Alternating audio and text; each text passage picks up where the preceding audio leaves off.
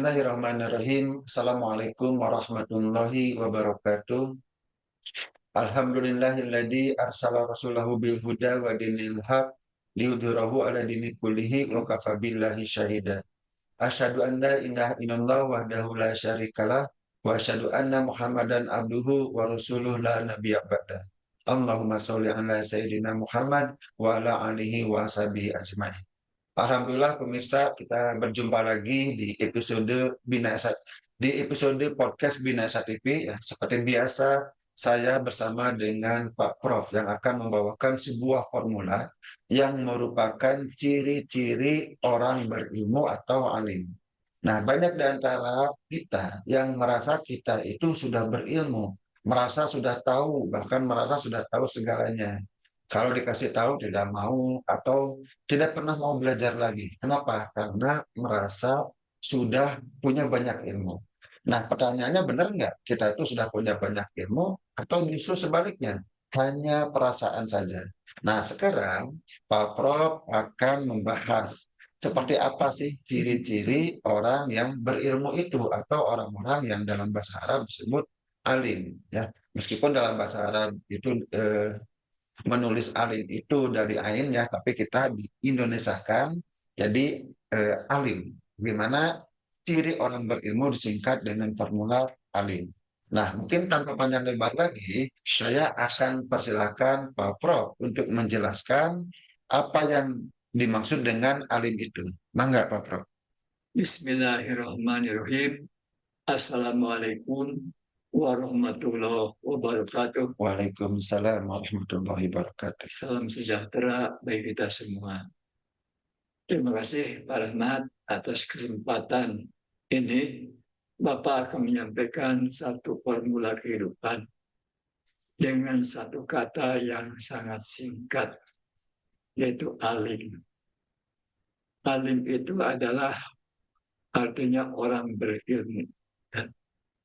Dalam kesempatan ini, Bapak akan menyampaikan 4 ciri orang yang berilmu.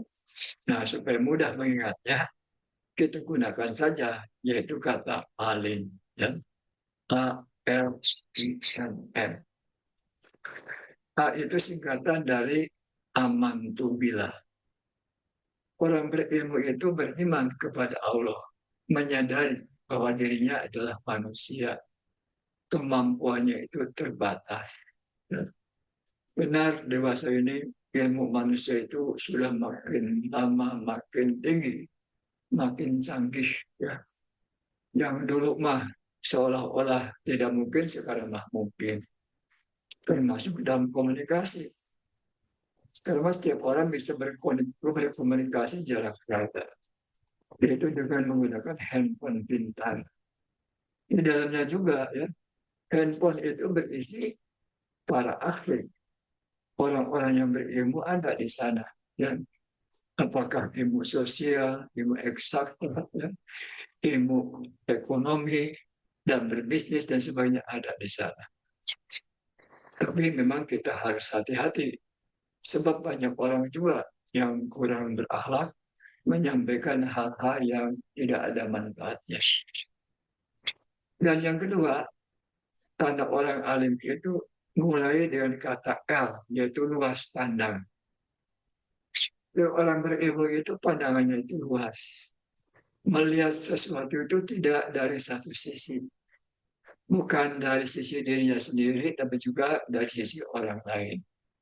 Bukan dari kepentingannya sendiri, tapi juga kepentingan orang lain itu pun diperhatikan. Dan melihat masalah itu tidak dari bagian depan saja, bisa dari belakang, dari pinggir, dari atas, dari bawah, sehingga apa yang disampaikannya itu mungkin akan lebih lengkap dibandingkan orang-orang biasa.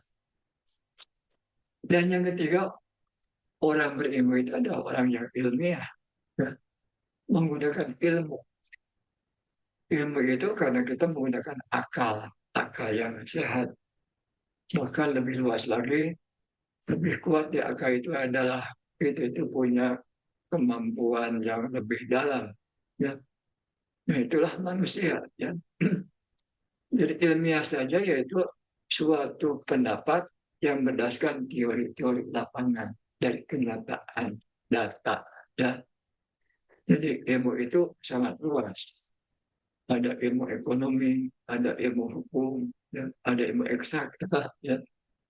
Banyak sekali ilmu manusia yang dikembangkan dewasa ini. Nah, jadi orang alim itu yang dilakukannya itu berdasarkan ilmu.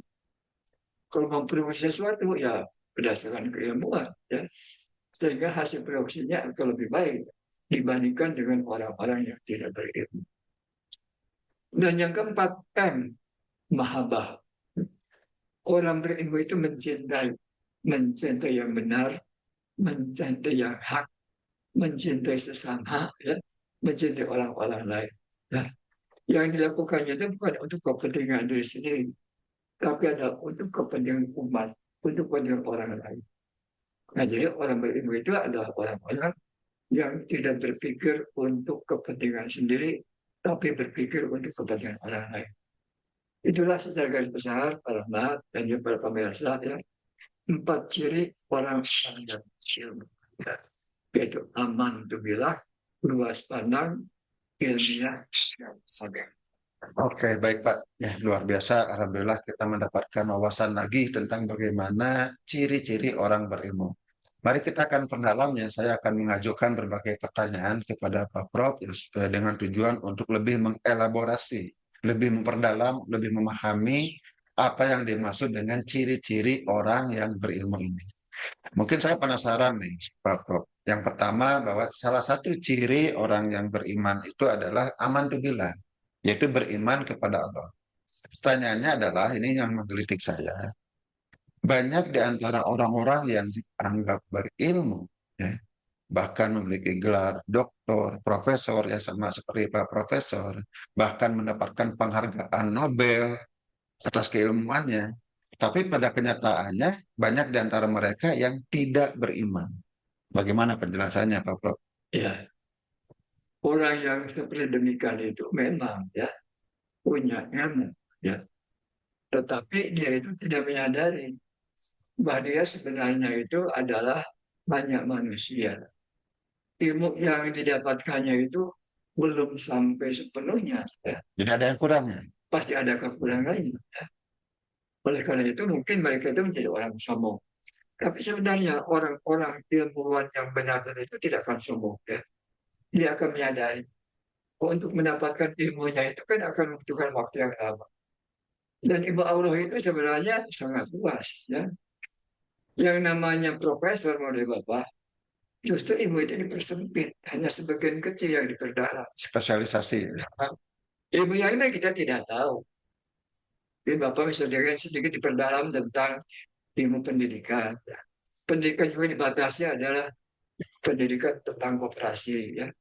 Sedangkan yang lain-lainnya tidak diketahui. Jadi sebenarnya orang yang benar-benar ilmu itu tidak akan sombong. Dia akan menyadari makin mendalam dia mempelajari ilmu. Sebenarnya dia makin sempit. Ya. Ilmu yang lainnya kita tidak tahu. Ya. Atau mungkin tahunya hanya sedikit-sedikit saja. Nah, jadi orang yang berilmu itu pasti dia itu akan menyadari bahwa dia itu manusia biasa. Sedangkan yang maha kuasa itu Allah itu ilmunya kan tak terbatas, maha. Ya, maha itu ya lebih daripada lebih gitu ya, yang tidak mungkin terjangkau oleh manusia.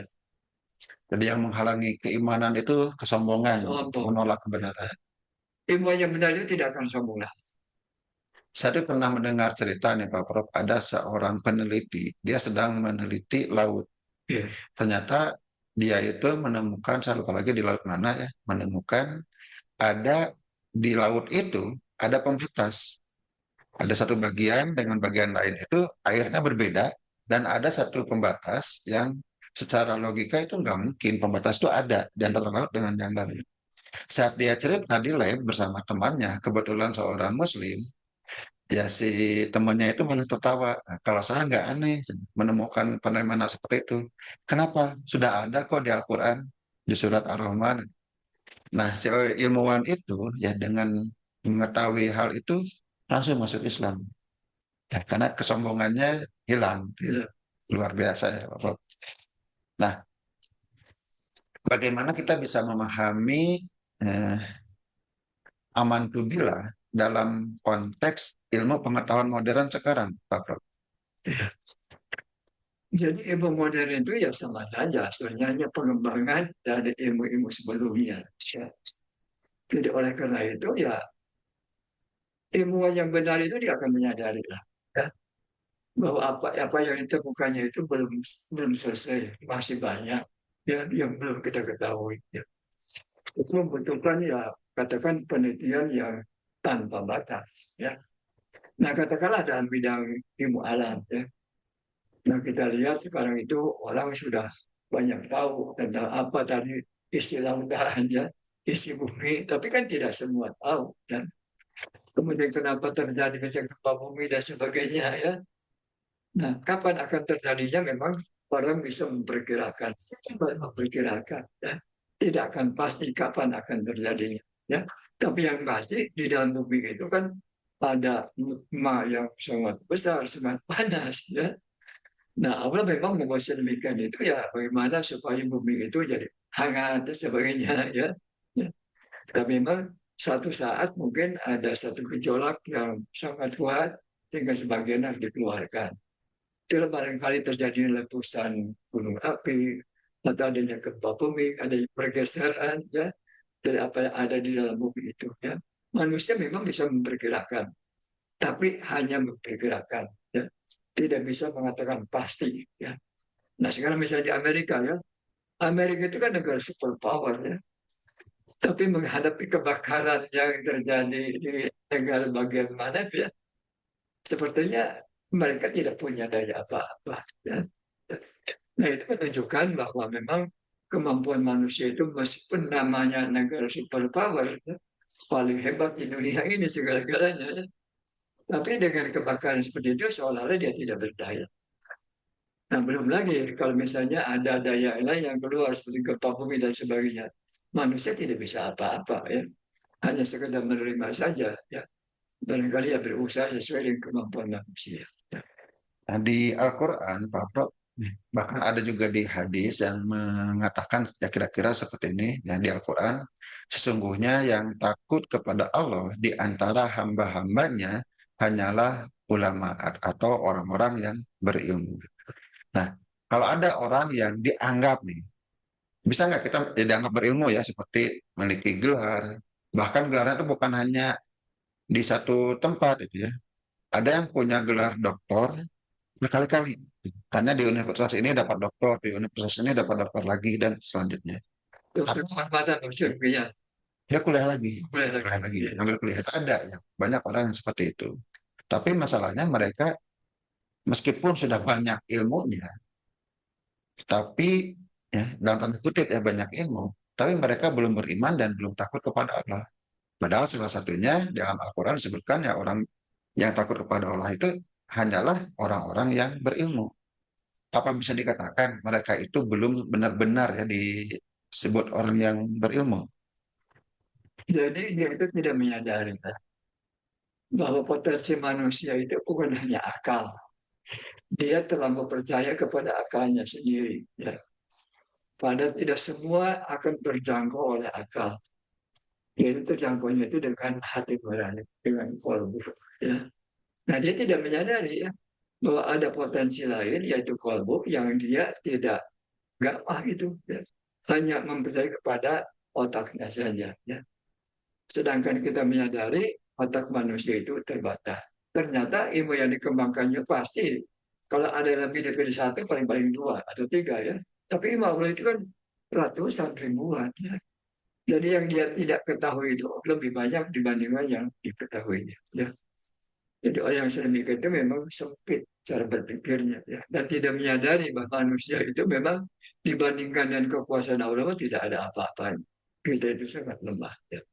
Jadi mereka hanya menuhankan akal. Ya. Ya, hanya menggunakan akal ya. Dan akal itu kan bukan buatan dia ya. KI. Itu kan karunia Allah. Ya. Kita diberikan akal oleh Allah sebagai modal untuk mengarungi kehidupan ini. Ya. Ya, jadi kita harus menyadari manusia sebenarnya tidak punya apa-apa. Ya. Karena kita bisa bergerak dan sebagainya juga karunia Allah. Diberikan panca indera, ya. Fisik kita, ya. kemudian diberi akal, diberikan hati nurani, diberikan semangat, ya, hawa nafsu. Itu semua diberikan Allah kepada kita supaya manusia itu bisa menata dunia ini dengan sebaik-baik. Oke, baik Prof. Mungkin saya akan lanjut nih tentang luas pandang. Jadi mungkin saya ingin lebih luas lagi ya, penjelasannya. Apa yang dimaksud dengan luas pandang dalam konteks orang alim? Ya. Jadi kan orang alim itu dalam mengambil keputusan, ya, tidak hanya dilihat dari kepentingannya sendiri, ya, dia juga akan memperhatikan kepentingan orang lain. Kalau di dunia itu tidak hidup sendiri, ya, kita hidup berserta dengan orang-orang lain. Sehingga putusan orang yang berilmu itu pasti akan bijak, ya. Sehingga apa putusannya itu manfaatnya bukan hanya untuk diri sendiri, tapi juga untuk pada orang lain. Dan dia itu atensi pada orang lain, ya. Dan demikian pula orang-orang yang berilmu itu mengambil keputusan itu tidak dilihat dari satu sisi, ya, tidak dari depan saja, tapi juga dari belakang. Berpikirnya juga bukan hanya untuk sekarang, tapi juga berpikir ke depan, ya. Dengan demikian, maka putusan orang berilmu itu insya Allah akan lebih baik, lebih bijaksana dibandingkan dengan orang-orang yang ya, tentu sesuai dengan keilmuannya masing-masing, ya. Kan dibagi dua, ada ilmu eksakta, ilmu sosial, ya. Ilmu sosial juga puluhan, ya. Eksakta juga puluhan. Ya. Nah, jadi oleh karena itu memang manusia itu diberikan akal oleh Allah kepada kita, ya, supaya bisa mengambil keputusan-keputusan yang bijak, yang bermanfaat bagi dirinya sendiri dan bagi orang-orang lain, serta tidak merusak alam. Ya, Allah menciptakan alam itu sudah begitu bagus, ya, seimbang. Ya, nah kalau kita tidak hati-hati, kalau kita melakukan keputusan yang tidak benar, ya, itu akan merusak alam dan akhirnya akan merusak manusia juga. Ya. Nah, contohnya, ya, kalau kita tidak hati-hati menebang hutan misalnya, tidak pakai perhitungan yang matang, nah nanti pada waktu hujan akan terjadi banjir. Ya. Pada waktu kemarau kita tidak ada air, ya. Karena memang tidak ada air yang ditampung di tempat-tempat tinggi di mana waktu itu hutannya itu banyak, ya, sehingga terjadi humus. Sekarang humusnya tidak ada, ya. Jadi air hujan langsung turun dari langit itu ya turun ke bawah. Baik Pak Prof. Nah, tadi kan Pak Prof mengatakan kalau sistem pendidikan kita ya makin tinggi gelar itu kan makin spesifik ya, Iya. makin spesialisasi. Nah, bagaimana nih caranya kita itu tetap bisa mengembangkan wawasan meskipun dari segi keilmuan yang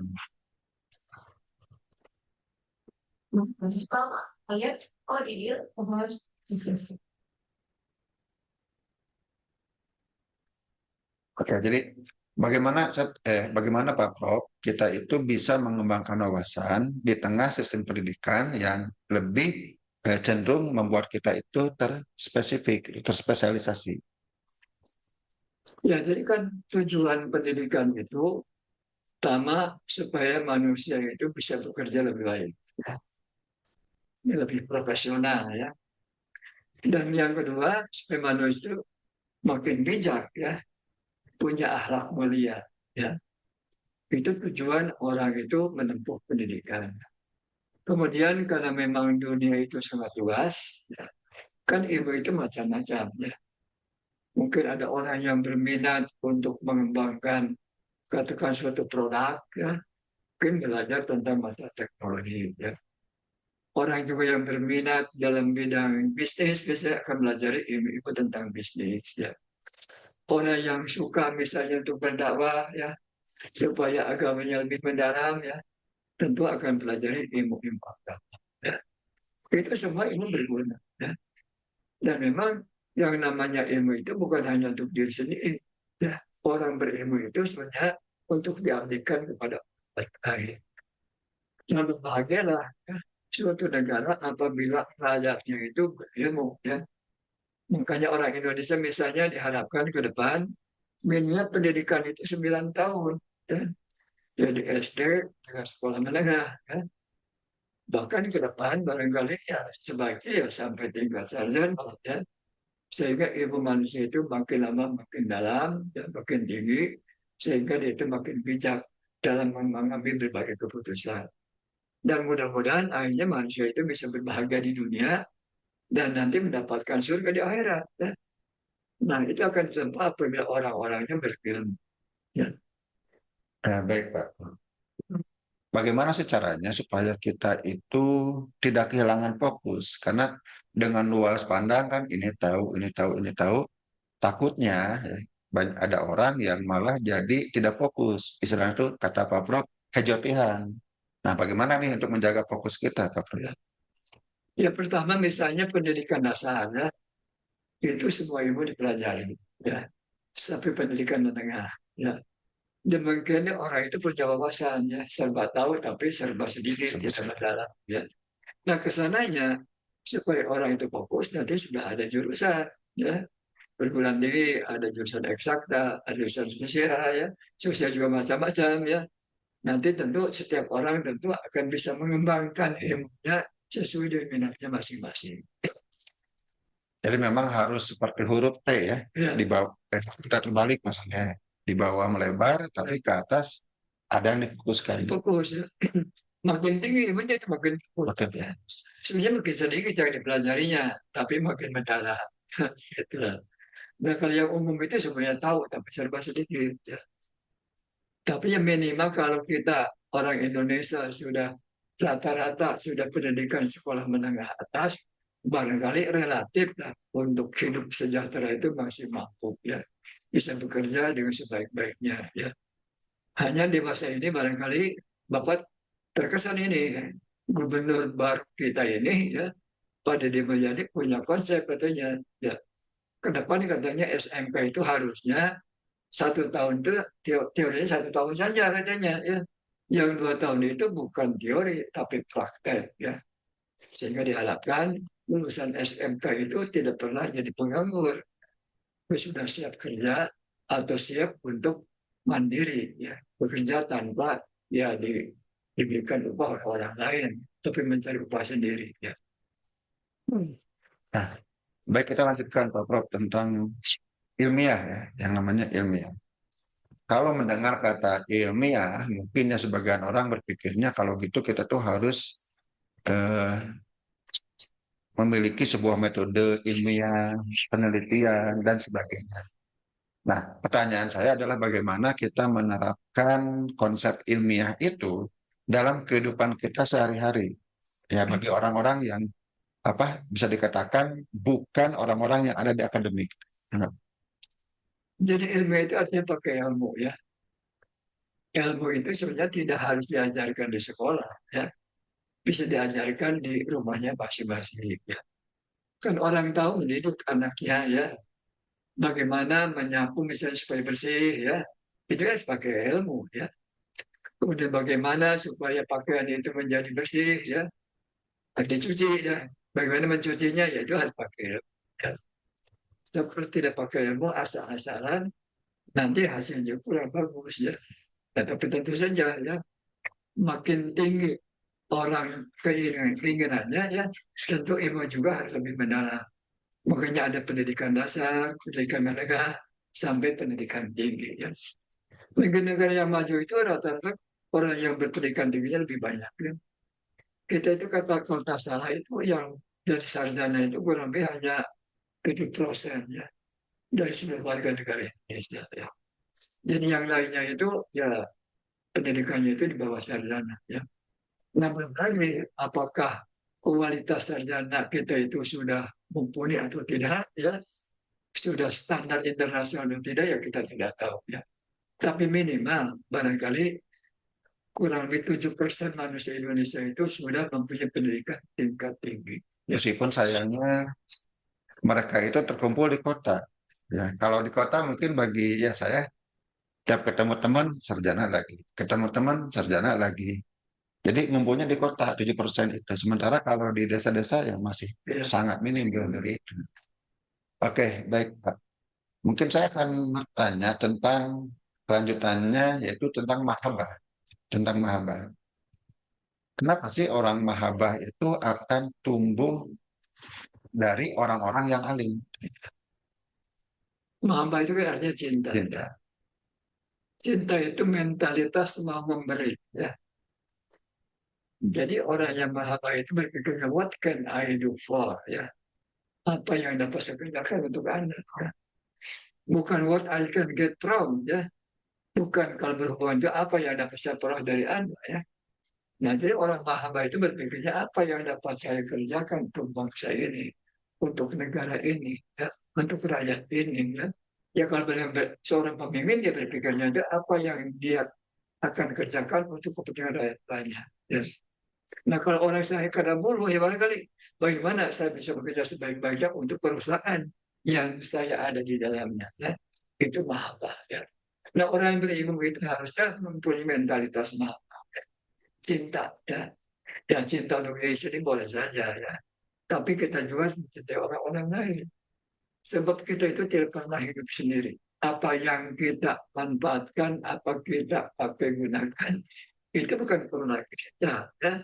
Makanan sehari-hari itu produk pada petani. Pakaian yang kita pakai juga dipergunakan oleh mereka yang memakai. Ya. Demikian pula hal yang lain. Kalau sakit kan kita minta bantuan dong. Nah itu semua manusia itu tidak pernah bisa hidup sendiri. Tapi harus mendapat bantuan orang lain. Ya. Nah, oleh karena itu memang mentalitas mahabbah itu ya harus dimiliki. Yakin Bapak Maya, orang yang benar-benar berilmu itu akan pasti punya mentalitas mahabbah. Punya mentalitas ingin memberikan sesuatu kepada orang lain. Untuk apa kita ilmu tinggi-tinggi ya? Tapi hanya untuk memberikan sendiri kan? Tapi yang kita lakukan itu adalah kepentingan orang lain. Jadi sekali lagi orang yang dianggap berilmu tapi tidak punya cinta, ya ilmunya dipertanyakan. Ya, ya. Baik Pak Prof, kita sudah cukup panjang nih membahas tentang ciri-ciri orang yang berilmu. Mungkin sebagai penutup ya, supaya ada pegangan, supaya nyangkut di hati para pemirsa, mungkin Pak Prof bisa memberikan sebuah ringkasan atau rangkuman dari ciri-ciri orang yang berilmu. Mangga Pak Prof. Jadi orang yang berilmu itu adalah mereka yang bekerjanya itu dengan memanfaatkan potensi dirinya yang diberikan Allah kepada kita. Potensi manusia itu ya ada perangkat kerasnya, yaitu badan sekujur kita, ya, dengan panca inderanya, dan perangkat lunaknya itu antara lain kita diberikan kemampuan berpikir. Dan orang berilmu itu adalah orang yang bisa memanfaatkan kemampuan berpikirnya itu dengan sebaik-baiknya. Tentu saja kemampuan berpikir itu harus dikembangkan. Cara mengembangkannya itu yaitu orang dengan mempelajari sesuatu, ya, masuk ke sekolah, masuk ke pesantren, ya, dan lembaga-lembaga lain yang menyebabkan otak kita bisa berkembang. Dan nah, barangkali kenapa kualitas pendidikan kita itu kurang bagus, ya. Bapak melihat ada dua hal kelemahan kita, ya. Pertama jumlah mata pelajaran dan mata kuliah, ya, yang diajari oleh murid, pelajar, ya, siswa dan masyarakat itu terlalu banyak, ya. Sehingga seolah-olah itu kita serba tahu, tapi tahunya serba sedikit. Ya. Maka lahirlah manusia-manusia yang relatif kapalang. Ya. Bapak pernah mempelajari di negara orang, ya, di Amerika Serikat. Ya. Di sana itu yang namanya mahasiswa itu paling banyak ambil mata kuliah yang 4 mata kuliah. Ya. Bandingkan dengan kita sampai 10 mata kuliah. Jadi ada pendalaman. Ya. Yang ke depan diharapkan supaya ya jumlah mata kuliahnya akan terlalu banyak lah. Biar sedikit tapi mendalam sehingga dia akan menjadi orang yang pede, percaya pada diri sendiri. Dan yang kedua ya teknik pembelajarannya. Seringkali kita itu menggunakan ya pola ngaji kuping. Jadi dosen atau guru terlalu banyak aktif, sedangkan mahasiswanya pasif. Jadi pelajar yang benar itu harusnya masih aktif atau murid yang aktif. Ya. Guru itu ya sedikit saja bicaranya jangan terlalu banyak. Kan. Yang penting biasakan yang disampaikannya itu adalah pokok-pokok pikiran. Ya. Kemudian sampaikan persoalan-persoalan sehingga otak manusia itu berkembang. Tapi yang namanya menghafal itu the low level of education. Ya. Hafalan itu tidak lama tinggal di otaknya. Ya. Tapi yang akan lama itu adalah apabila guru itu menyampaikan suatu persoalan, kemudian dia itu murid diajak memecahkan masalahnya, otaknya akan berkembang. Ya. Nah, jadi mudah-mudahan ke depan ya Bapak mohon ya kepada Menteri Pendidikan, mata kuliah itu jangan terlalu banyak lah, sedikit tapi mendalam. Yang kedua ya, model pola di Amerika yang Bapak lihat, kalau di perguruan tinggi itu dosennya itu dua ya. Satu dosen pembina, dia itu memberikan konten baru, dia itu memang profesional, ahli ya. Dia hanya menggunakan setengah waktu ya.